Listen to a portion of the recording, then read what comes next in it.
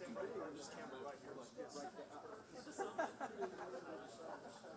long as you're energetic, that's fine.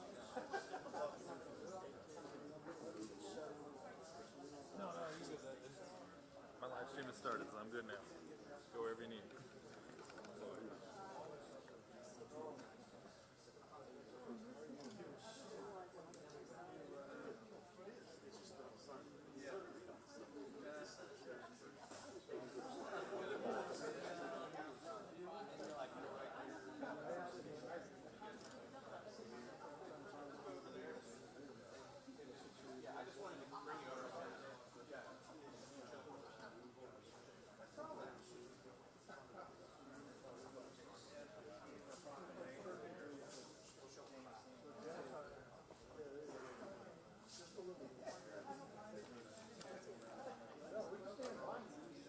All right, so here we are, Wichita, Kansas. How's everybody doing today?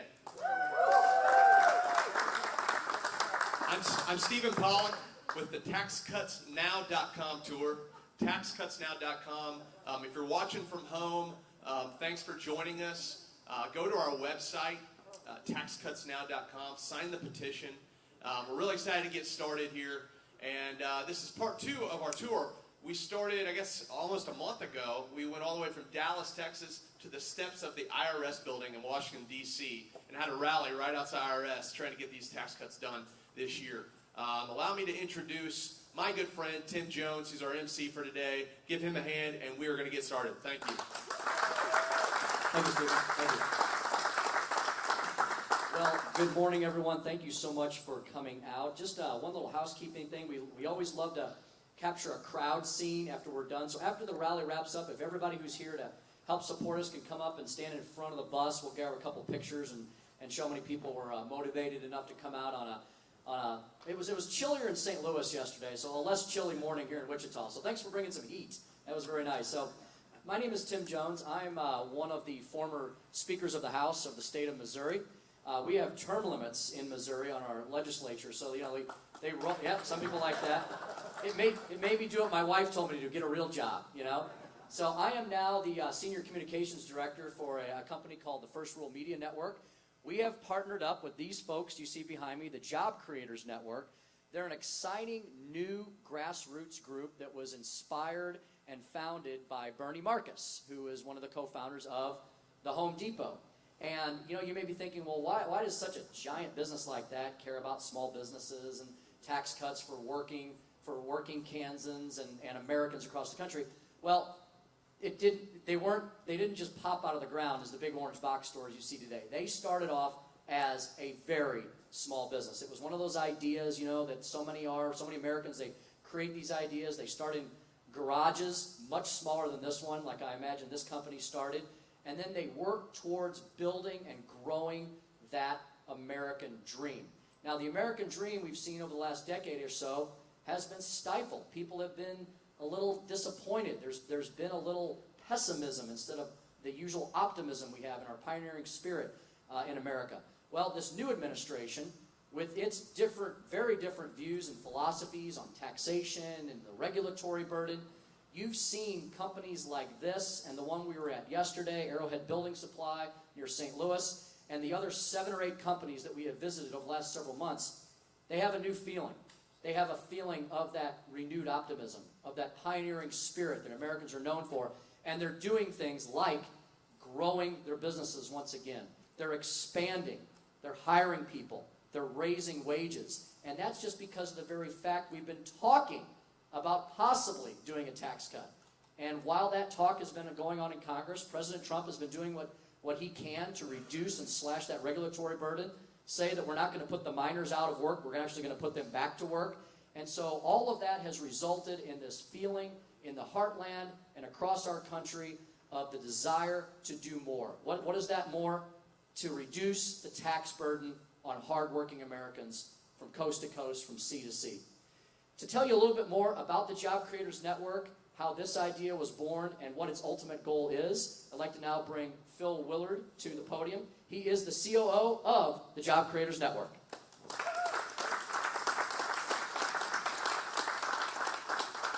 Thank you all, and I appreciate you coming today. It's like Tim said it's a little bit warmer here in Wichita than it was in St. Louis. I'm out of Dallas, and you can imagine I froze to death in St. Louis. So again, thank you all for coming. As Tim was talking about what is Job Creators Network, Bernie Marcus had a vision because when he was at the Home Depot, he really believed in communicating with his employees. He believed in talking to them about how government policy affected their paychecks.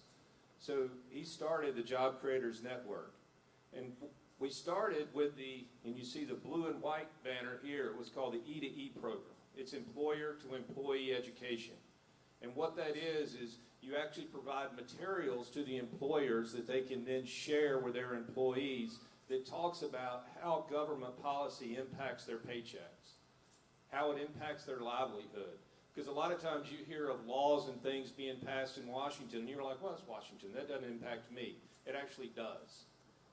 And as we talked about yesterday, we have to realize it's not their money, it's our money. It's we, the people. So Bernie really started Job Creators Network for that.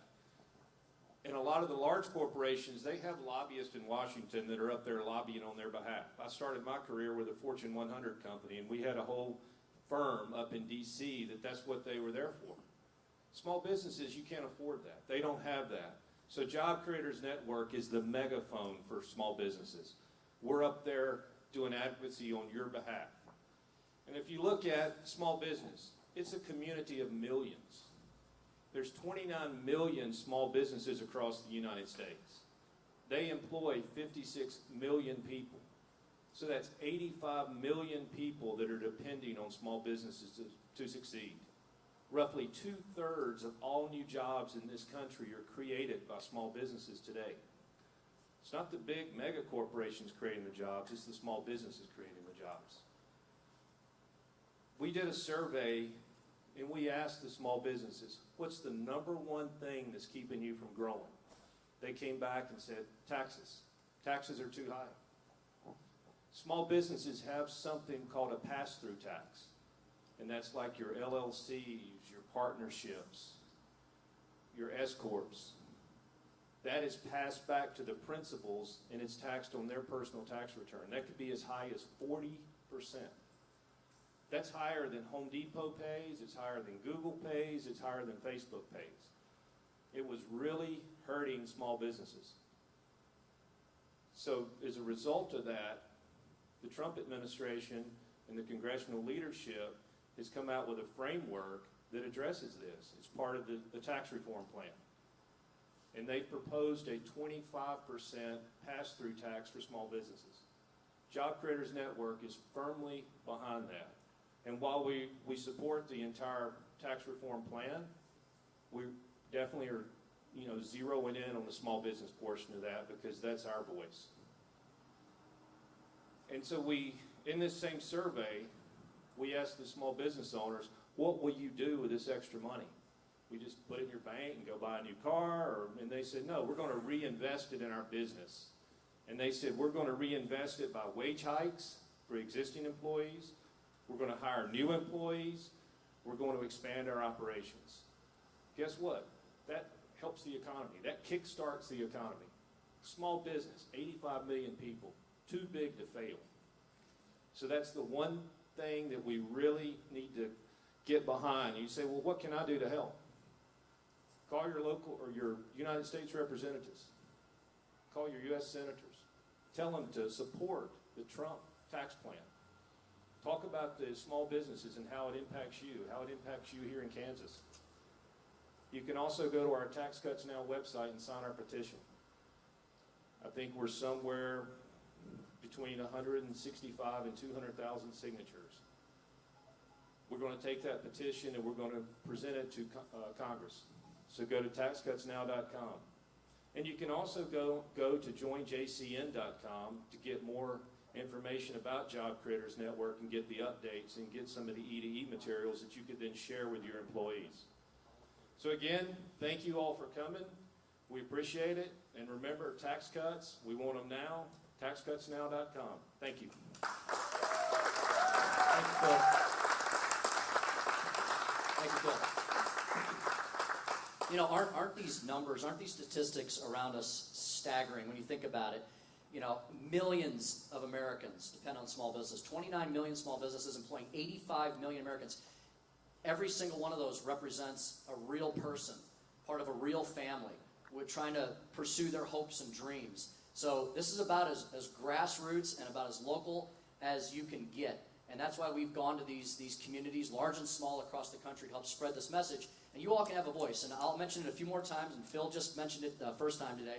Go to taxcutsnow.com. We're approaching 200,000 Americans signing this petition, telling Congress to get something big done this year. You know, they've been very active, but we're waiting for that. We're waiting for them to do something that they've been challenged to do all year long. And we'd like to see that by the end of the year.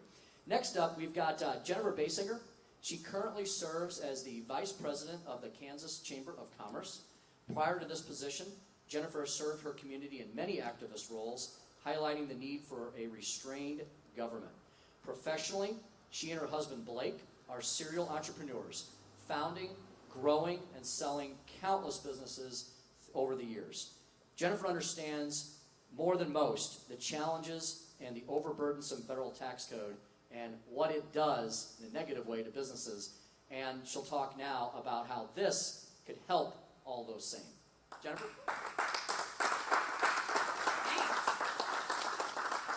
A few years ago, my husband and I were walking into a political event alongside a statewide elected official. I didn't work for the chamber then. My husband and I were longtime small business owners, and we had just paid our quarterly estimated tax payment. So you understand taxes properly when you're having to pay a quarterly estimated tax payment. So my husband says to this elected official, it's too bad everyone doesn't have to physically write a check for their taxes. They'd understand clearly and so much more in depth how taxes work and how much they're actually paying. And the elected said, are you kidding? If we don't withhold it, they'll never pay it. That's one way maybe to reduce the size of government, but we'll not go there. Look, we are in a global combat for jobs and talent. We have to embrace the competitive spirit that propelled us to the forefront of the world. The Kansas Chamber recently signed on to a coalition letter along with 300 other business groups urging Congress to pass tax reform. It's been 31 years since they've reformed the tax code. It's a weight around the neck of small business. The Chamber wants to see reduced taxes for all individuals and all business.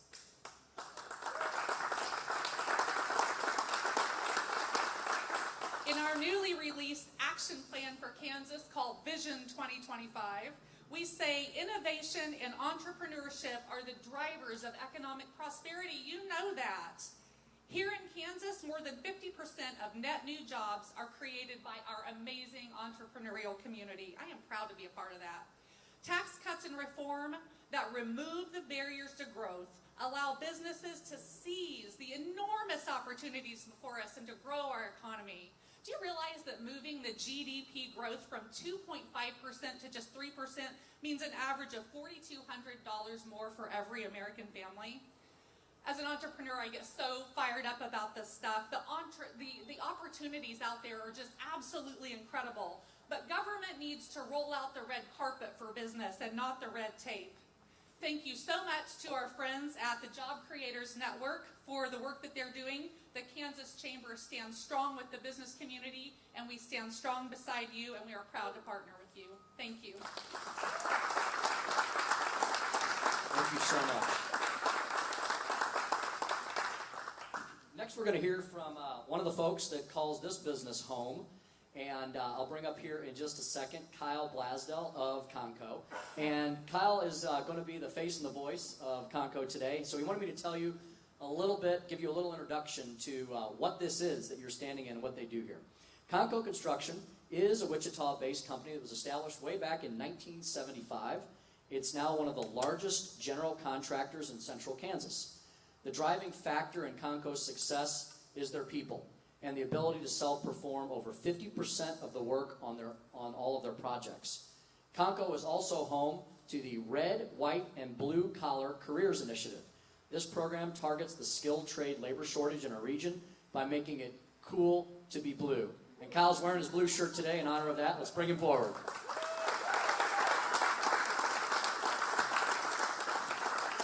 It's quite an introduction. First off, welcome.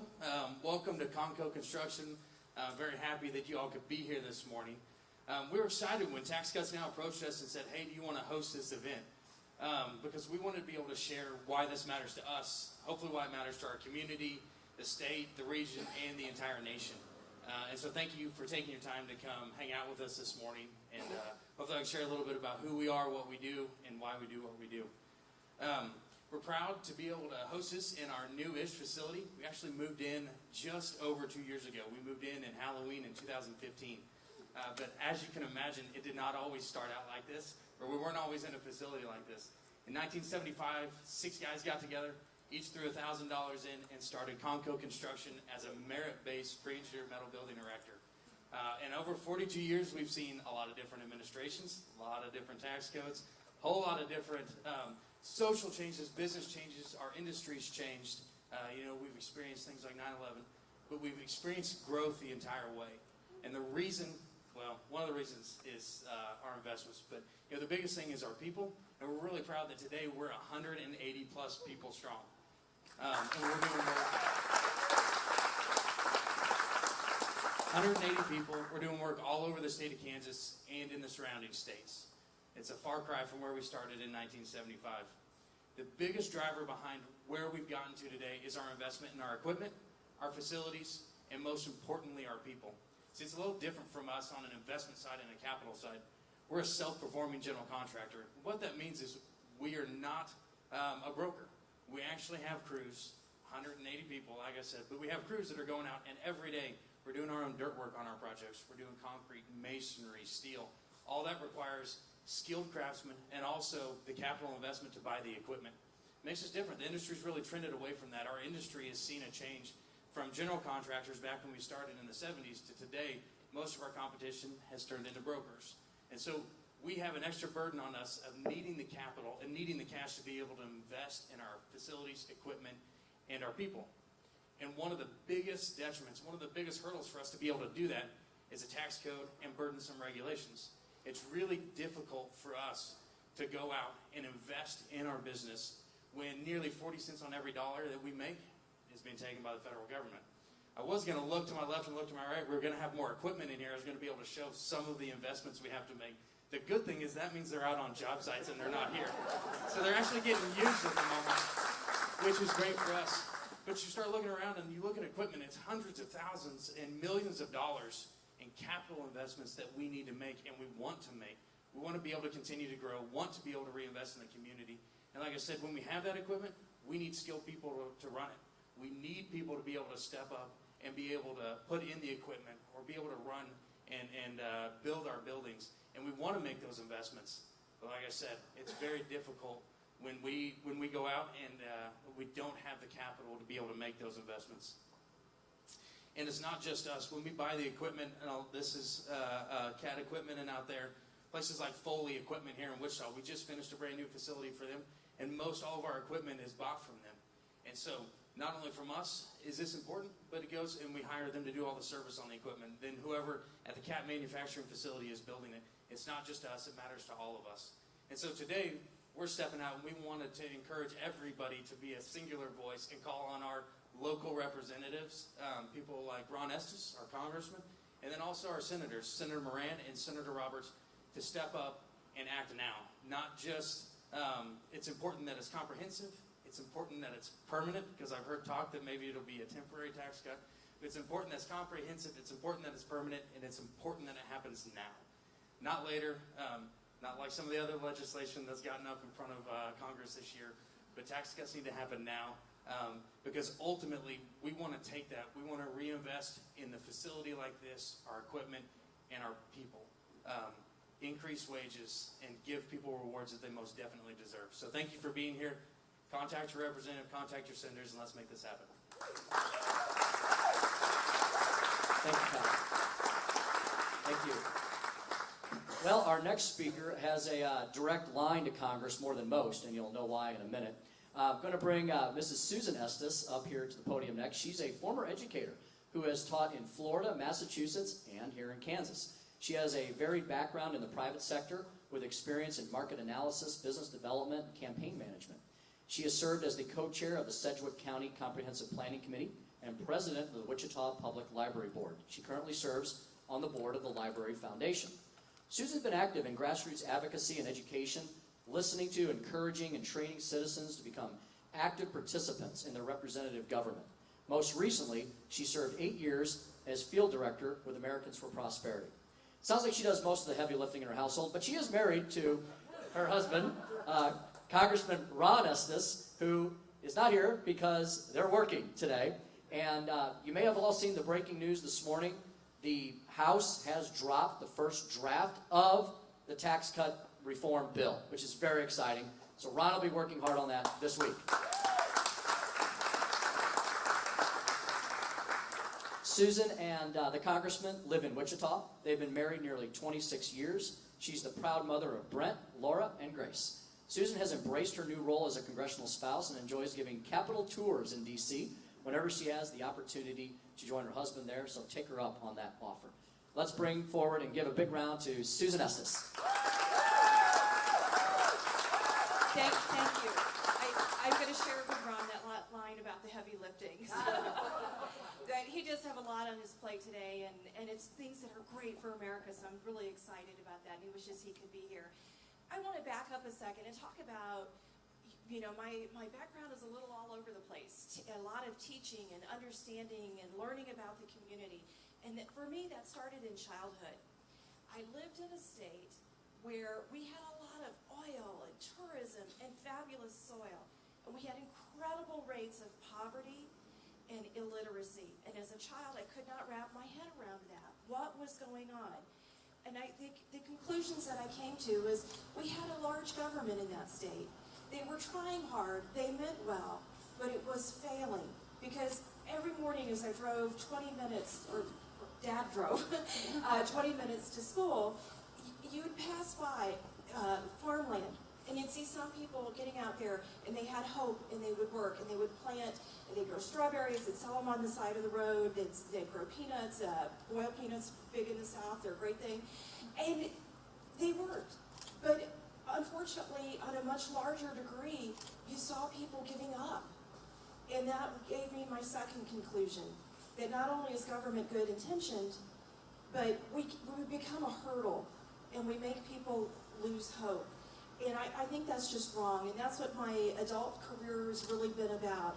I've spent a lot of time going door to door, have knocked on thousands of doors and made hundreds of thousands of phone calls, talking to people in Kansas and around this country to understand what's important to them in their government. And the third conclusion I came to was, I'm here from the government and I'm here to help should not be a punchline. But we all know it is, right?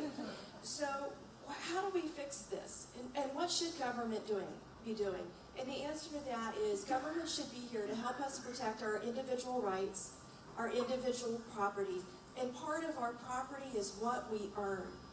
And we need that money because, frankly, we can spend it better than government can, and we can do more good for people. I see some heads shaking out there because we know, Wichita knows this.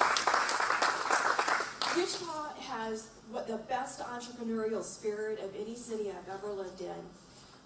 Look at the companies that we're the home of. We've got some fun ones like Pizza Hut. Who doesn't like a good pizza? But here we are. We're close to York. We're close to Coleman. We're the air capital of the world. We understand more than any other community that if we have a reasonable regulatory environment and we have a reasonable tax load, we have people who want to get out there, create, invent, and provide jobs. That's what Wichita is good at. And I have a lot of faith, not only in Wichita, but my fellow Americans around the country, to get out there and do this. But frankly, right now, we're at a crossroads.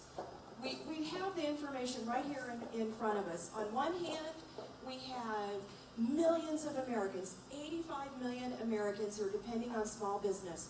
That is where nearly 2/3 of new jobs are coming from. Pretty important, wouldn't you say? I got a kid in college, graduating hopefully in December. I'd love for him to be able to go out and get a job and be off of mom and dad's payroll. And I got to be honest and say he's a good, hardworking kid. He's worked a lot through college, but he's ready for that career, and I want him to feel like there's a career there. I want your kids and your grandchildren to feel the same way as well. So we have this important issue. Small business is the engine. On the other hand, we've got what we just heard, up to a 40% rate of taxes, a higher rate than Google, Facebook, Home Depot. Why are we making it hard on small business? So finally, we're here at that crossroads. We have the opportunity to fix this and help the economic engine of our country. We have got to get this tax cut through. Let me hear an amen if you get it. Absolutely. We need to drop that rate down to the 25%. We need to get this through. We need to let creators do what they do, because at the end of the day, we have a very simple bottom line in front of us. A lower tax rate means better jobs, better investment in our families that are working for these companies, and growth. And who's ready for growth? I am. Thank you. Thank you, Susan, very much.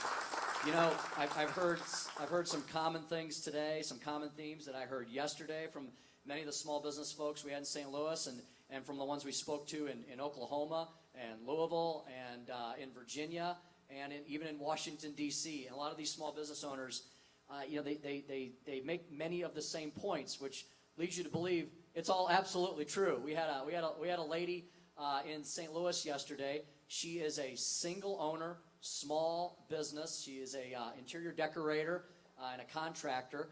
And she said, you know, when I do my taxes every year, because I can't afford to hire anybody yet, my business isn't big enough, when I look at what I'm paying all in, I'm approaching nearly 50%.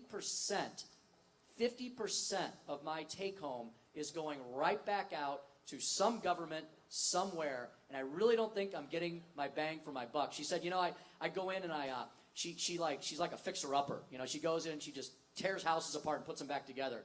She said her friends jokingly call her Demo Debbie. And yesterday at our rally, she said, I want to demo the tax code. So we're now going to bring up one of your great leaders here in the great state of Kansas, and that is none other than Lieutenant Governor Jeff Collier, MD, a fifth-generation Kansan from Hayes. Over the past 25 years, Dr. Collier has volunteered both at home and internationally, including in dangerous war zones such as Afghanistan, Iraq, the Balkans, Libya, and Africa. Back here in Kansas, Lieutenant Governor Dr. Collier has been a leader on taxes, responsible budgeting, economic development, and health care. He has served as a White House fellow under President Ronald Reagan, a president who knows a little something about tax cuts and the last time we had any significant tax relief in this great nation. It's an honor to have us here with you today, Lieutenant Governor Collier. Thank you.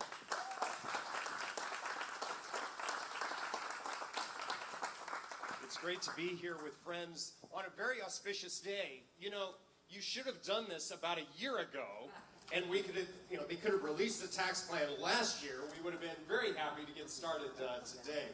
We're excited that it's been released earlier this morning. I haven't seen all of the details yet myself, but when you talk to Kansans, when you talk to Americans, they are concerned.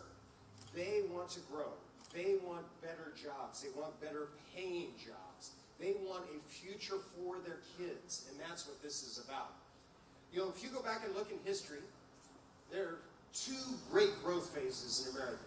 In the 1960s, following John F. Kennedy's major tax cuts, and then again in the 1980s when my president, Ronald Reagan, cut taxes. And that was part of the magic of what makes America great. And I think we need to make sure that that lesson now comes forward for us. And it impacts so many Americans. It impacts large companies, small companies, but one of the most amazing things that I've found is that here in Kansas, those small companies, those hundreds of thousands of small companies, the vast majority of them are not big businesses. The vast majority of these small companies are the cleaning crew, the painting crew, the local, advisor. It's a great group of people, and the vast majority earn less than $100,000 in their company. But they're taking a risk, and they're taking, chances to grow, and they are. And this is our opportunity to grow. That's how Conco started earlier, and it's a great opportunity. So we need to talk to people. We need to talk to our legislators. First off, there are a bunch of red state Democrats that want to cut taxes. Can you believe that? Yeah. But the real secret is Republicans. We now have the White House. Can we hear that? We have the United States Senate. And thanks to people like Ron Estes, we have the U.S. House. So we need to get this done. And we need to get it done now. And I'm sure that all of us, we're going to talk to our legislators, and we're going to get this done so we have the best Christmas present America could have. Thank you so much, Scott. Really appreciate it. Thank you for being here today.